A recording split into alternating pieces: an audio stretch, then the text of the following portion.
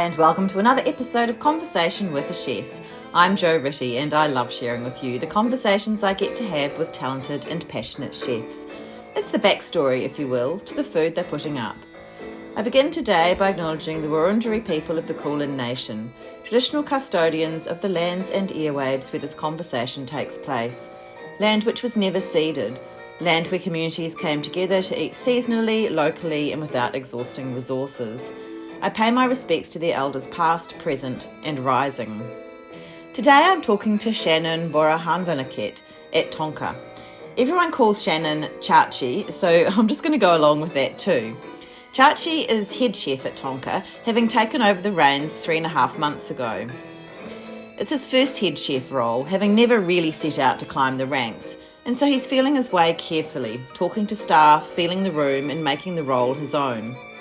Chachi is a thoughtful chef, thoughtful about the Australian ingredients he wants to bring into the dishes, and thoughtful about the way he works with staff to assure their well-being. I went into Tonka right before lunch service and it was all happening. Tables were being set, glasses polished, ice buckets readied. I felt lucky to be part of it and lucky to get to talk to Chachi at the start of his head chef role at such an iconic Melbourne venue. When I spoke to owner Mykal Bartholomew for a Broadsheet article on the new direction for Coda and Tonka, Mykal described Tonka as a beast. It might be a narrow restaurant, but it's long and there are a lot of covers. I get the feeling Chachi has it all in hand.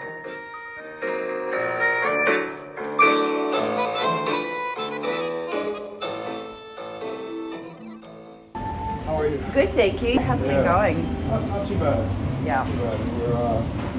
We're still sort of rearranging everything. Of course. Yeah. Getting new stuff, lots of training going on, and slowly chipping away at the menu. Yeah. Is it starting to feel like yours or?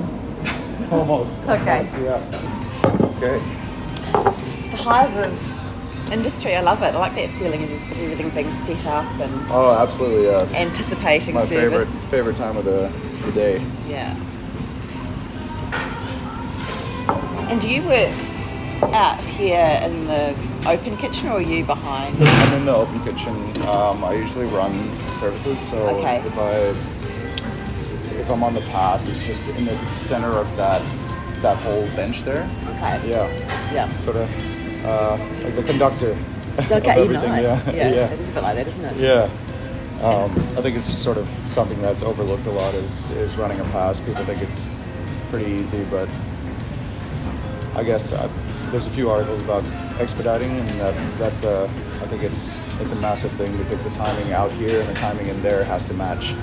And people think it's just sending food and calling dockets, but it's all about timing and knowing your dining room as well, understanding how long it should take to eat things, or like if customers have a certain set time, figuring out what's the best way to send food, how long food takes to get onto a plate and to the table, stuff like that.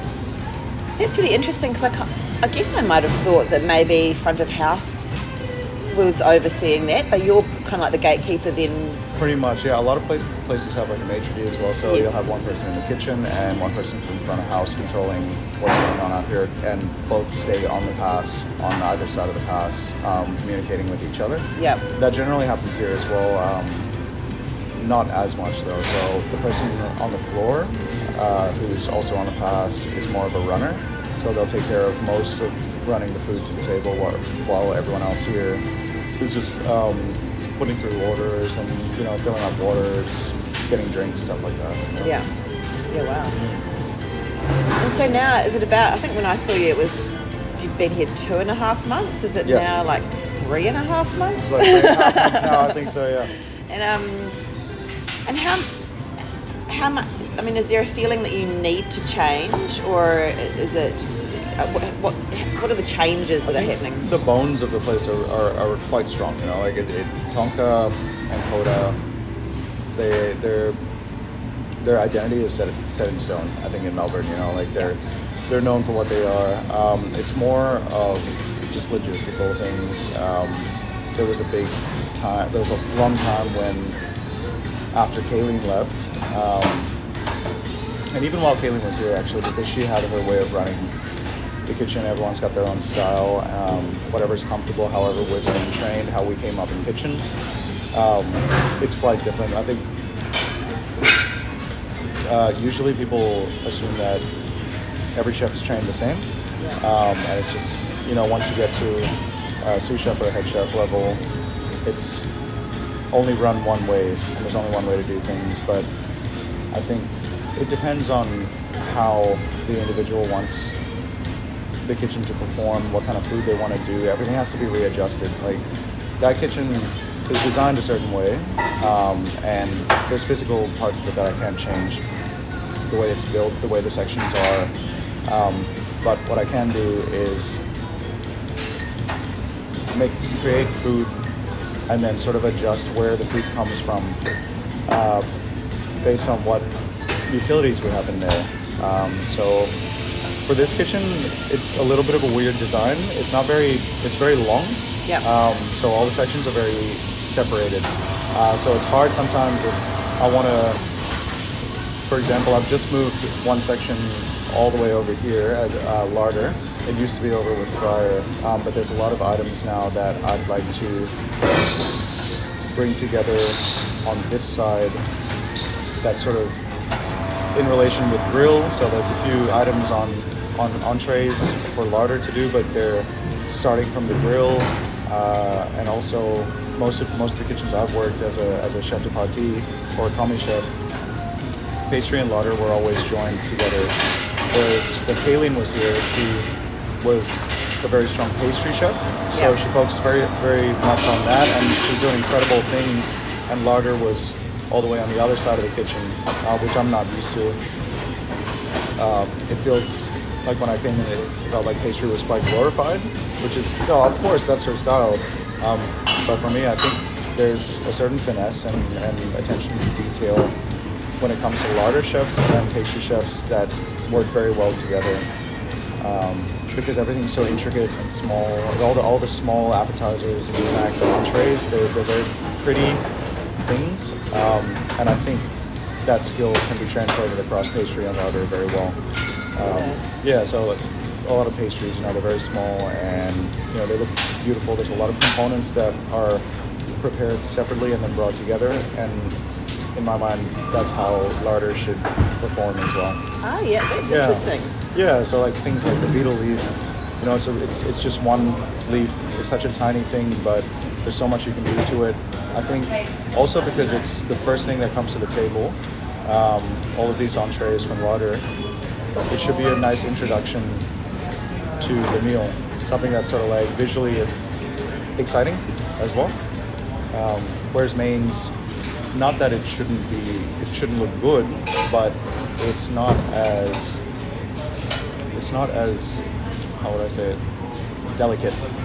Because mains are, like here we do the curries and things like curries here, they're the staples of Tonka, so there's not much that I want to do to change that concept, because we need curries. I think it's part of Tonka. And we do gorgeous curries, like they're really tasty. I will add a few mains and a few in between, such as like something more the size of the trout. That's not really a main, it's not an entree, it's sort of in between. I really want to play around with that quite a bit, but there's only so much you can do to a larger dish to make it pretty. Right? Whereas the smaller things, it's really fun to have little fine bits and pieces that sort of build it up. And when I spoke to you, you were talking also about playing a bit more with native ingredients or Australian produce and bringing that a bit more into the menu as well. Absolutely, I'm trying to run that across all sections as well. So I'm slowly starting with larder. It's easy to start with larder because it's fun. Actually, it's not easy. It's more fun because there's so many little components to things that I can utilize all of these different ingredients. And then going on to pastry, so we're working on a wattle dessert, so like a wattle cream. And Steph, our pastry chef, is doing a lemon verbena milk sorbet. We tried it with just a classic creme anglaise, so just like an ice cream, but it takes away from the verbena quite a bit. There's a lot of subtleties in native ingredients. It's weird because it feels like there's flavors in native ingredients that are really strong and overpowering, but the moment you put them with something more traditional, they tend to fizzle out. So with the verbena ice cream, you get to taste the eggs and the cream from the creme anglaise more, and it sort of overpowers the verbena, which is, it's interesting because verbena is such a strong flavor. Yeah, wow. It's super floral and it's like citrusy, citronella sort of vibe. So we're working on milk sorbet. So we do a milk sorbet on the kulfi, Lamington. I think we use a similar recipe, and I feel like that would be more subtle and easy to bring the verbena up to the front.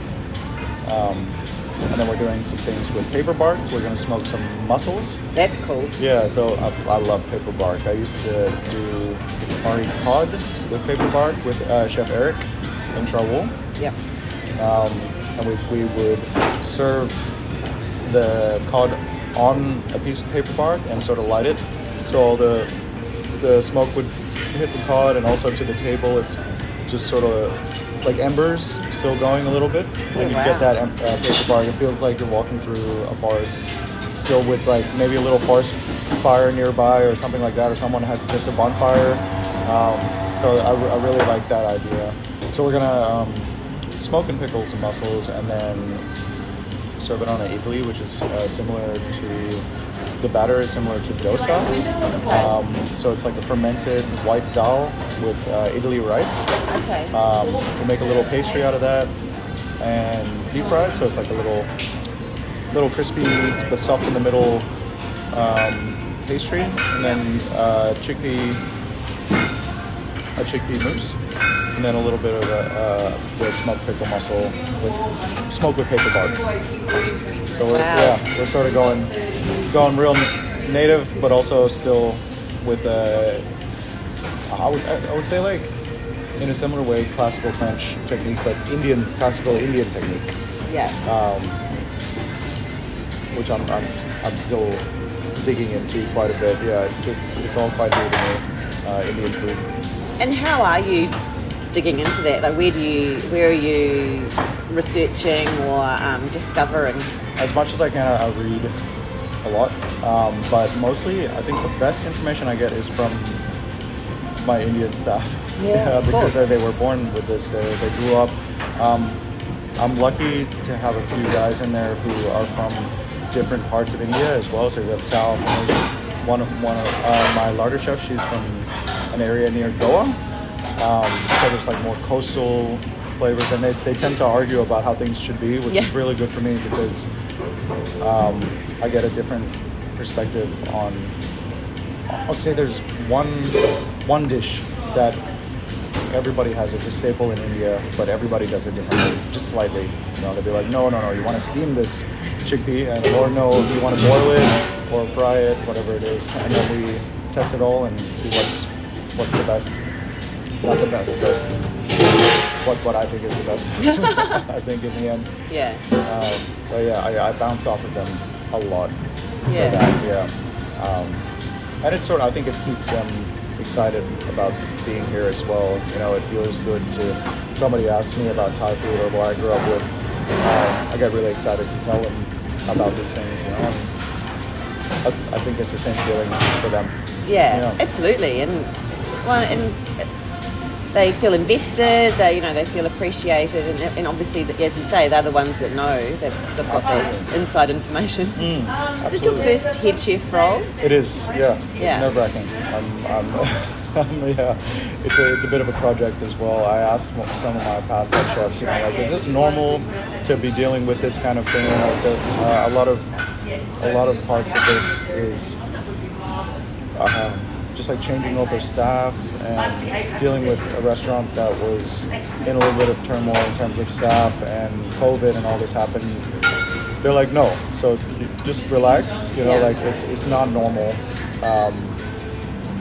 But it's good that you recognize that, because otherwise I would have been like, I would have looked more inwards and thought I'm not capable and I'm not ready for this. But I think it's a very particular situation. Well, absolutely, and I think too, if you're in any normal context, stepping up to head chef is a big one as well, because it's not just about loving the food and knowing what to do with food. Obviously, it's food costs, it's staffing, it's leadership, it's all of those things. Yeah, and I didn't have a sous chef as well, so it was very much, there was a big gap, and I have one now, so, but there was a big gap in the structure of the kitchen. And I found myself doing what I used to do as a sous chef and really like managing people's emotions and stuff, as well as trying to do my head chef duties. So it was a little bit over cumbersome, but now I have a sous chef in there. His name's Yanni. He's someone I used to work with, and I can finally pass on a lot of the weight, which is nice. Yeah. Yeah. And so, you just spoke before about growing up with Thai cuisine. Is working with food, is that something you always knew you wanted to do? No, well, it was 50-50. I was heavily invested in music. So I was a musician most of my schooling.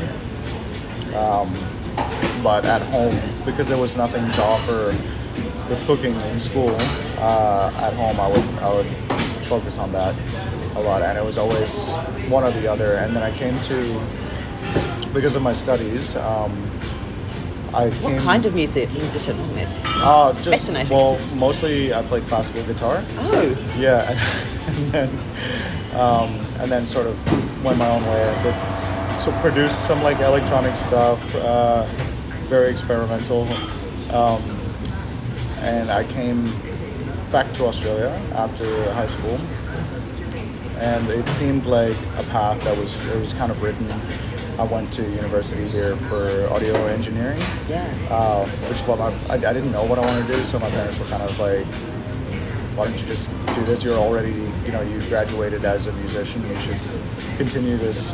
I spent 1 year in SAE and didn't like it at all, but in the meantime, while I was going to university, I had to like support myself, so got into kitchens as a kitchen hand, and then sort of my attention leaned over very much over to the kitchen. Even though I was a kitchen hand for like 4 years and dishwasher, but it still felt more comfortable. I felt very much, everything that I was doing felt natural to me, yeah. Even though it was putting dishes away and getting yelled at and then cutting onions or lifting way too many bags of potatoes. I worked in a fish and chip place in South Yarra. It's called Hooked. Oh, yeah. And they had the kitchen hand do the chips, so they had hand-cut chips, but it was a mountain of chips. It was an absolute, it was like a ton of chips every day, and I felt good doing it. I felt grounded. Yeah. I felt like a person, it's doing hard work and seeing the result, even though it probably didn't mean much to somebody sitting down having chips, like, oh, these are nice chips. Yeah. For me, I felt fulfilled when I did my tasks. And since then I've just kept going. I don't think I ever had an ambition to be a head chef. It's sort of, I think the way I worked, I let things take its course. I never strived to move up too much. It just seemed natural. I would work hard in a few places, and then the next place they would offer me a higher position, and so on. And it just kept going like that. I had a lot of good people around me as well. So people like Eric and Henry as well, they recognized, when I was working at Coda, they recognized, they're like, you're a little overqualified for this. Especially Eric, he kept pushing me up. He was like, I think you should go for a sous chef job. And chefs in the past as well, close friends, they would throw me counter offers. I'd work for them, and then I'd say, I think I want to try something else. And they would say, why don't I pay you more and you can be a sous chef here? And I was like, no, I'm not ready for that. So I want to try somewhere where it's less busy, less pressure, just in case I do a bad job of it. That happened to me at Panama Dining Room. So I was a CDP at Panama Dining Room for 2 years, and when a friend of mine offered me sous chef at Rice Queen, which seemed more my style and a little less not pretentious. Pretentious is a bad word. A little less high end. It's more like a hawker style food hall kind of thing. So I was like, okay, if I want to try my first sous chef job, maybe I can try somewhere there where there's not so much pressure into the quality, more just mass and getting food out. Yeah. But then the Panama Dining Room head chef was like, I'll give you $10,000 more and you can be my sous. And I was like, I'm going to mess it up. I think, he was like, okay, it's fair enough. He appreciated that, but I think because of that, I've made really good connections with people, and they're still in touch. He just opened up Nazar Wine Bar, and he's still asking me how I'm going. Especially now, I think now that everyone knows I'm taking a head chef job there, it's like a monthly message from all of them. Are you okay? Oh, yeah. I'm good. Yeah. That's so good. Yeah. So it sounds like you're a very reflective and self-aware chef. How do you, and it's a job where possibly a lot of that goes on and you can see it on diners' faces, you're aware of it in your staff, so how do you manage that for yourself? I go home and cry. No. No, I think a lot of the time I tell myself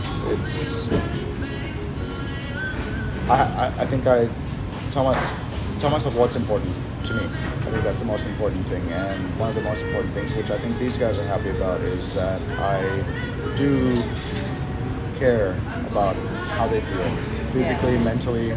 I don't want to. I've worked in a lot of kitchens where that's not the case, because the focus is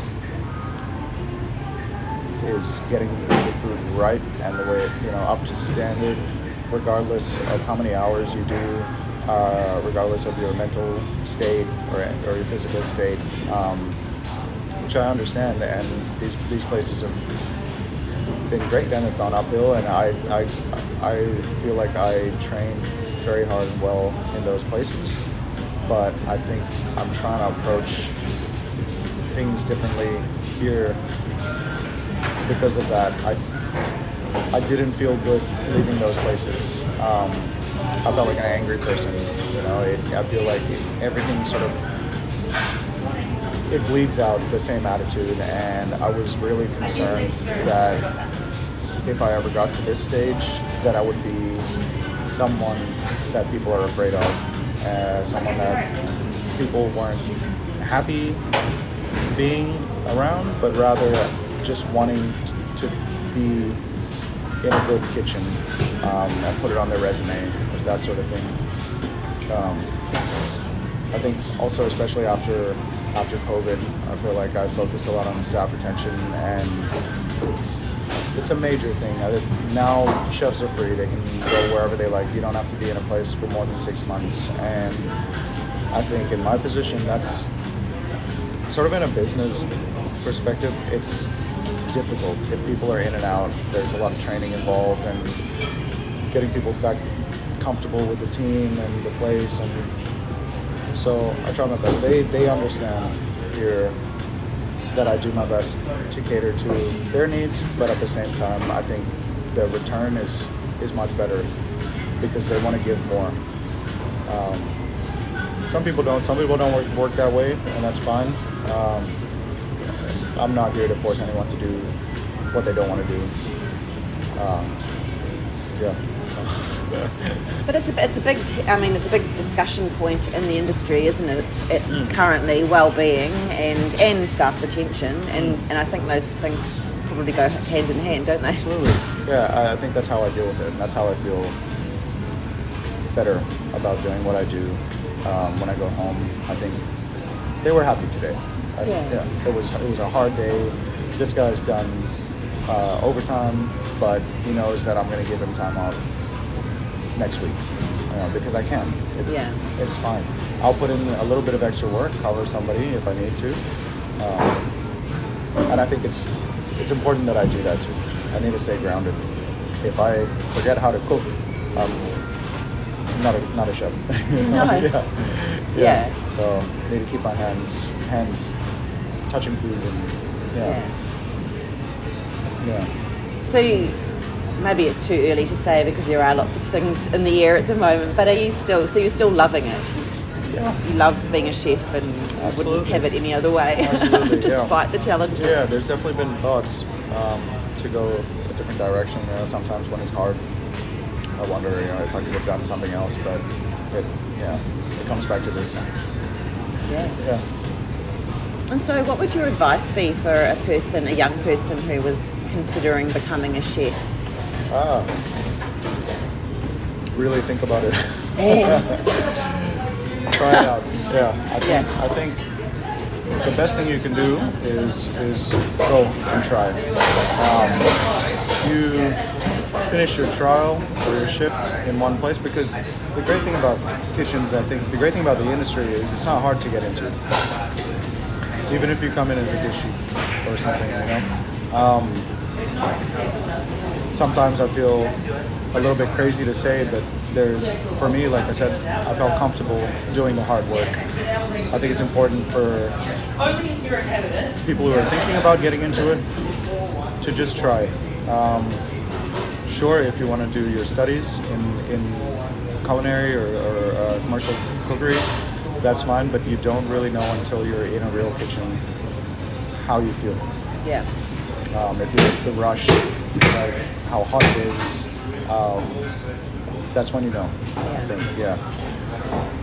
And there's no, like I said, there's no barriers. There's nobody saying like, no, you can't get a job in a kitchen. Put your resume out everywhere. I used to walk in the door to a lot of places and just hand my resume, and it had nothing on it. It had, but places will take you in. Yeah. Especially right now, and it's rough and it's busy. People are. I think it's not necessarily that people are rude or mean. It's more that the job's hard and it might seem that way.